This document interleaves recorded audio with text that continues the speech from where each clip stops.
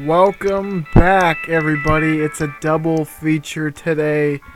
I hope you enjoyed the last video, the WrestleMania 5 video. Obviously, some big surprises. If you haven't already checked it out, I think it is definitely worth a watch, but your eyes do not deceive you. This is the Crocket Cup for the WWF simulation. This is big stuff, ladies and gentlemen, and here is the card. Without further ado, let's jump right into this. It's definitely it's an interesting card. I got a few tricks up my sleeve, but let's get into it so you can see them sooner rather than later. And on the pre-show again, you could watch this one before the WrestleMania one, but there will be ever so slight spoilers. So I do recommend that you watch WrestleMania 5 before this if you're interested in the story, but otherwise, let's get right into it. So AJ Kong, our now WWF Women's Champion, faces Jaguar Yokota. Yokota is definitely stat-wise our best in-ring performer, and her in-ring performance is pretty good. Kong, the top heel in the territory, shows it, and this was a rating that I hoped that I could have pulled off at WrestleMania, but it is what it is here. I will certainly take the 60 on the pre-show, and she gets defense number 1 very quickly. Then here we finally pull off the NWA US title change that we had tried to set in motion at WrestleMania. Ultimately, by having competitors who were not eligible to win the title, made it a non-title bout, which I kind of wish that they would have said prior to booking it, like from the booking screen, instead of like once it already happened. That would be my only complaint about it, but luckily it wasn't for a major title, so to speak. So, it's not too big of a deal, and it allowed us to have a rematch to give these guys some more exposure. Obviously, disappointed to see Magnum really have a poor showing here, but Barry Windham did not perform terribly. And let's get on to the main card, and here we introduce a new face, a familiar face. Surprise entrance in the Crocket Cup. For those of you who are uninitiated and do not know, Jim Crockett Sr. of Jim Crockett Promotions, the JCP, the precursor to WCW, had the Jim Crockett Sr. Memorial Cup in remembrance of his life and his impact on the business, and it was a tag title tournament. So tonight, in honor of Jim Crockett Sr., WWF will be carrying on that lineage in this annual tradition by performing our pay-per-view as the Jim Crockett Cup, which I was actually excited about this pay-per-view. I like pay-per-views that can kind of switch it up, especially from the status quo, and I love tournaments as well. King of the Ring is one of my favorite pay-per-views to push, or book rather, just because it's kind of like an isolated incident in that it's you can easily tell a self-sustained story on those pay-per-views. And that's kind of what we're going for here, although I did not go nearly as crazy as I had with other tournaments in the past. And also, I feel like it's easier to build to and just book in general. Tournaments are pretty awesome, And I'm excited for this one. And a tag tournament is certainly uncharted territory for Senior TMZ. So let's keep it moving as Hanson and Bruiser, the Cowboys from Hell, have performance number 1 in the books. We had seen them tag, I'm not sure how long ago it was in Endgame years. Man, probably more than over a year ago, prior to WrestleMania 4, if I had to guess. And they get a victory over the British Bulldogs. And wow, crazy to see Dynamite being the weak link in this bout, but Stan Hansen still has it, and Bruiser is definitely on top of the world. He's in a similar spot to what Terry Bam Bam Gordy was, and we know how that really shook up the tag division during his stay. So exciting developments there. Then Demolition take on the Road Warriors, a bout that we did see at WrestleMania 5, and the Road Warriors pick up another victory here. And again, they're still lagging, sort of, in ring-wise. Hawk is obviously the bright spot in that, but overall solid matchup and not a terrible, actually a solid match too. And then we have our promo as the Mega Powers are involved tonight. Randy Savage, and this is the big spoiler, folks, lost his World Heavyweight title to Ric Flair in the main event of WrestleMania, a match that significantly dropped the overall rating of the card, surprisingly and disappointingly.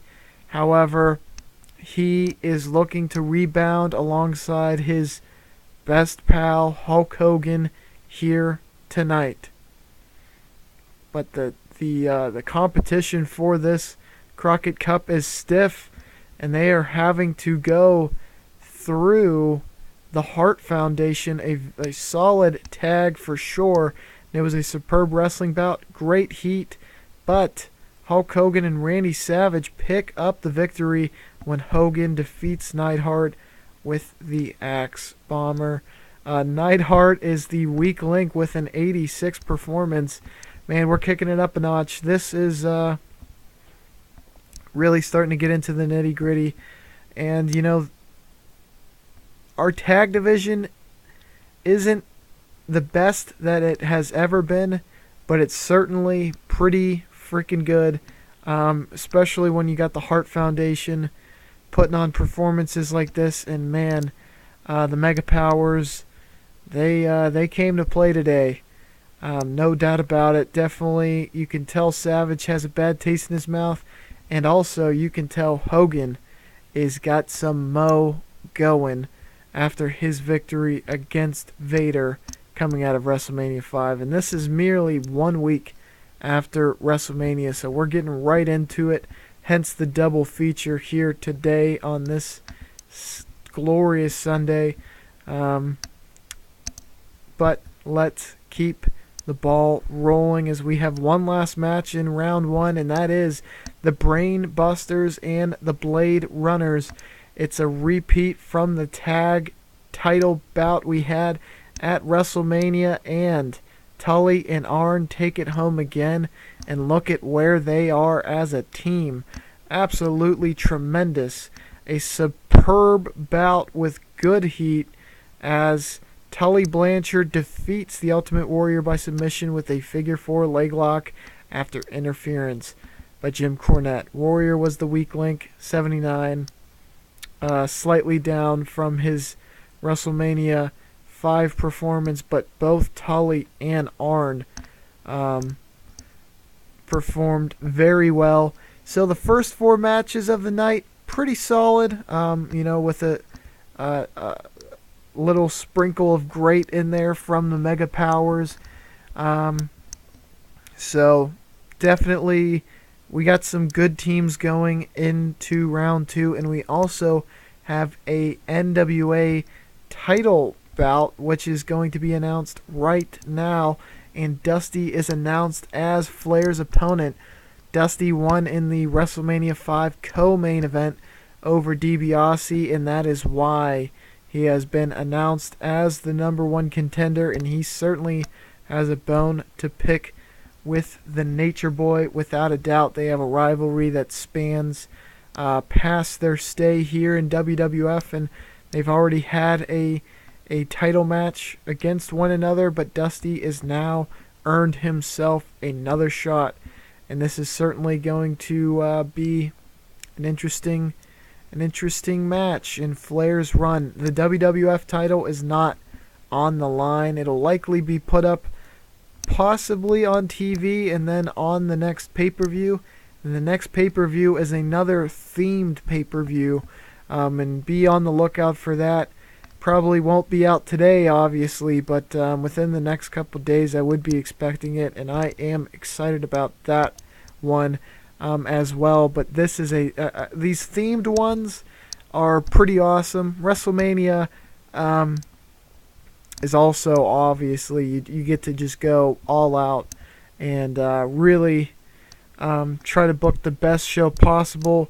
This WrestleMania 5, I will say, did not turn out the way that I had hoped, especially with that main event. But moving forward, it allows me to better game plan what I want to do up and in the main event scene, so to speak. So, you either succeed or you learn, and those are, that's the way you got to look at it sometimes. And I certainly learned my lessons, so Savage is not going to be taking on Flair for the title tonight at least, and Dusty will be, but not before round 2 commences. And the Cowboys from Hell take on the Road Warriors. And I've got to say, folks, this is definitely a bout that I would not mind watching. 4 absolutely physical, just real tough SOBs in the ring. And I'm sure they met in Japan, actually, if I do think back on it. Perhaps. I'm not. You know what? I don't know timeline-wise whether they would have or not. Perhaps maybe Hansen and Vader. Regardless, though, this is a very solid bout, probably a very physical bout, a superb bout with good heat, and the Cowboys from Hell take home the victory as Bruiser Brody defeats Road Warrior Animal by pinfall, illegally using the ropes for leverage. And Brody, first day in the WWF, and he's already head and shoulders above everyone else. Plus side here, the Road Warriors kind of came out to play on this one, although they did ever so slightly drag the match rating down, and the Cowboys from Hell have booked their spot in the final. And we're going to have to see whether they can take that momentum and win the Crocket Cup. But first, we have the Brain Busters going mano a mano against the Mega Powers in what I'm going to say, and I said this before and I jinxed it, so now I'm going to say 4 3/4 stars match. And Tully and Arn are on top of the world, and they are our tag champs. So it's awesome to see that this momentum is really starting to pick up here, and hopefully they don't take too big of a bump by losing here, because in an exceptional match, Hulk Hogan and Savage defeat the Brainbusters when Savage defeats Blanchard via submission. Brainbusters held up their end of the bargain, and the Mega Powers, man, they are mega hot tonight. And we have our final set, Mega Powers versus the Cowboys from Hell. Side note, Brainbusters, our tag champs, defeated the former champs in the Blade Runners, and now they are looking very good. But the tag champs did lose in a tournament, so that's going to raise a few red flags, perhaps, regardless of the outcome of the Crocket Cup. the Mega Powers might be entitled to a title shot. Definitely some developments coming out of this match. But before we get to that, we have the Nature Boy. Woo! Ric Flair cutting a promo as only he can, and you know he's probably bouncing off the walls, learning that he has to face the American Dream, baby, Dusty Rhodes, for his NWA title. And we get right into their classic historical matchup, and Flair puts it on. Another clinic of a match, perhaps another 4 3/4 stars match, a 97 rating, an exceptional match. Says the fans. Flair defeats Dusty. He used a foreign object and he makes it defense number 10 for that NWA title. Dusty with a 91, Flair with a 96. He is certainly, he is probably our top heel right now. And no surprise about that. Flair is magic. Flair is the GOAT. And it's awesome to have him in WWF turf right now. And also kind of cool that we get to have an NWA title bout on a WWF Crocket Cup Memorial pay-per-view. But without further ado, we got a package, a finals package highlighting the Mega Powers and the Cowboys from Hell. This is our main event for the evening. Savage, Hogan, Hanson, Brody. This one should be a classic, and let's see if it is. Another 99. Guys, this might be our best pay-per-view yet, and I have to preface that statement with the fact that I have never had a 100 pay-per-view rating. This, despite the fact that there was no 100 rated matches, could potentially be that first 100 rated pay-per-view. Not to jinx it, and before we get to that, obviously, let's go over this bout. So the new arrival, Bruiser Brody, and the new tag, the Cowboys from Hell, which we have seen over a year prior, though, who did actually feud with the Mega Powers way back, but that's besides the point, had a sensational wrestling bout with fantastic heat. They've both wrestled for over 40 minutes coming into this bout, and now over an hour after this bout. Hogan and Savage defeat the Cowboys from Hell. Hogan defeats Stan Hansen with that big leg drop, making Hogan and Savage the Jim Crockett Sr. Memorial Cup Trophy winners, and that is tremendous business. It says Brody was off his game with a 100 in-ring performance. Perhaps he was supposed to transcend the 100 cap rating. Hansen 91, Savage 96, Hogan 97. So we get our figurehead and former champ a huge win in the main event following WrestleMania. Think about this as a more entertaining this Tuesday in Texas. That's kind of what I was going for. Also, the Crocket Cup always takes place second week in April, at least from what I had seen, what WCW does. So I wanted to keep it in line with that, even though it would a Monday, I believe. Maybe not a Monday. Maybe they might have had it on a Sunday. But mine was on a Monday, and that's why it was so close after WrestleMania. And that might have actually just been a snafu on my part, but regardless, they usually have it week 2 in April. So I also wanted to keep it week 2 in April because I would imagine it is close to the actual date of Jim Crockett Sr.'s passing. So I thought this was a very cool way to honor him, and it turned out awesome.